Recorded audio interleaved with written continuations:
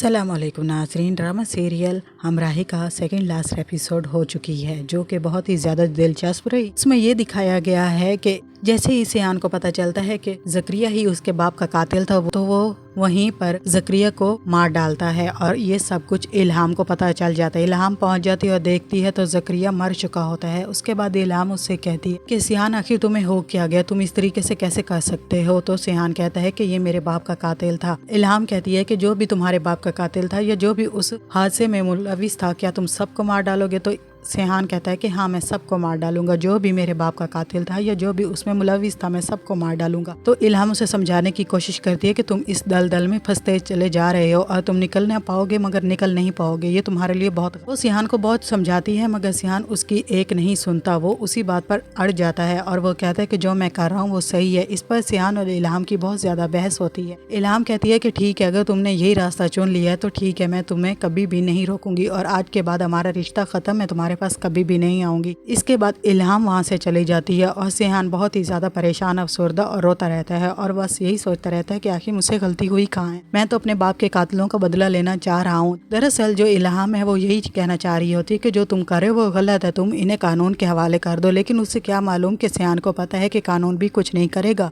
और कुछ दिनों बाद ये सब रिहा हो जाएंगे और मुझे ही मारने पर आ जाएंगे। लेकिन इल्हाम को कौन समझाए, इल्हाम एक ही बात पर अड़ जाती है। वो भी अपनी जगह ठीक है, क्योंकि उसे मालूम है कि अगर जिस दिन सिहान की बारी आए तो कोई सिहान को भी इसी तरीके से मार के चला जाएगा। लेकिन सिहान ये बात सुनने के लिए तैयार ही नहीं होता। इसके बाद चंदा आती है और वो कहती है कि सिहान बाबा, आप वैसे नहीं है जैसा आप पहले थे, आप बहुत ही बदल चुके हैं। खैर, आप जो भी कर रहे हैं, मगर आप इस बात का ख्याल रखें कि इल्हाम आपसे दूर ना चली जाए, आप उसे रोके। वो आपसे अगर जुदा होगी तो दोबारा कभी नहीं मिल पाएगी। तो सिहान कहता है कि मैंने बहुत कोशिश की उसे समझाने की, उसे बताने की कि मैं उसके बिना नहीं रह सकता, लेकिन जो मैं कर रहा हूँ वो मुझे करने दे, मेरे काम में दखल अंदाजी मत करे। लेकिन इल्हाम सुनने के लिए तैयार ही नहीं। इल्हाम को सिर्फ अपनी ही बात मनवानी होती है, वो मुझे समझने के लिए तैयार ही नहीं।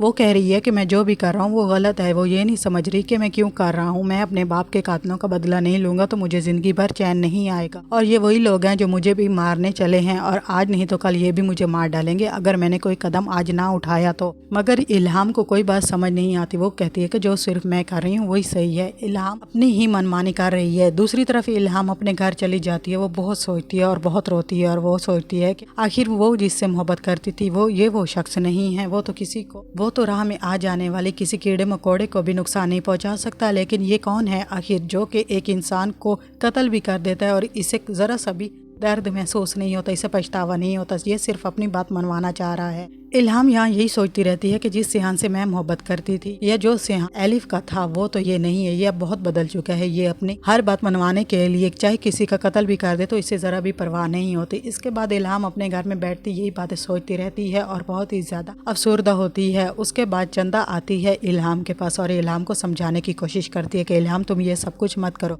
जो तुम कर रही हो वो गलत है, तुम उसे समझो तो सही। वो जो भी कर रहा है अपनी मजबूरी में और अपने बाप के कातिलों से बदला ले रहा है। अगर आज वो ये नहीं करेगा तो कल उसे ही मार डालेंगे। लेकिन इल्हाम को कोई बात समझ नहीं आती। वो अपनी जिद पर कायम रहती है। वो कहती है कि आज जो सियान कर रहा है कल सियान के साथ भी यही कुछ हो सकता है। मैं बस इतना चाहती हूँ कि सियान इन सब को छोड़ दे, इन सब चीजों से दूर चला जाए। वो मेरे साथ चले, या तो वो मेरे साथ यहीं पर अपनी जिंदगी गुजारे, अगर ये नहीं तो वो मेरे साथ चले वापिस तुर्की और हम दोनों वहीं पर अपनी जिंदगी की नई शुरुआत कर सकते हैं। मगर सियान ये सब मानने के लिए तैयार ही नहीं। वो सिर्फ इतना कहता है कि जो मैं कर रहा हूँ, जो मैं चाह रहा हूँ वही सही है, जो मेरे रास्ते में आएगा मैं उसे नहीं छोड़ूंगा। उसे मैं कैसे समझाऊं, मैं उसे नहीं समझा सकते, लेकिन मैं अब सिहान का साथ कभी भी नहीं दूंगी। चंदा उसे बहुत समझाने की कोशिश करती है लेकिन इल्हाम उसकी एक नहीं सुनती और उठ के चली जाती है। जब वो वापस आती है तो वो अपने घर के और होटल के तमाम कागजात लेकर आ जाती है और कहती है कि जाइए सिहान को दे दे, मुझे इनकी जरूरत नहीं, जिसकी जरूरत थी वो मेरे साथ नहीं है और अब मैं सिहान का मजीद साथ नहीं दे सकती। अगर आप ये उसे नहीं देंगी तो मैं इन्हें यहीं पर फाड़ दूंगी। तो चंदा कहती है कि ठीक है, मैं तुमसे ये ले लेती हूँ, अभी तुम बहुत गुस्से में हो, जब तुम्हारा गुस्सा ठंडा हो जाए तो तुम एक दफा बैठकर जरूर सोचना कि तुम क्या कर रही हो। ये मैं अभी लेकर जा रही हूँ, तुम्हें समझ आ जाएगी जो तुम कर रही हो वो गलत। मामले को किसी और तरीके से भी सुलझाया जा सकता है, लेकिन तुम दोनों अब एक दूसरे के सामने आ गए हो और एक दूसरे की जरा भी बात नहीं मानोगे। इसके बाद चंदा वहाँ से चली जाती है। वो जाके सिहान को कागजात देती और कहती है ये लो सिहान,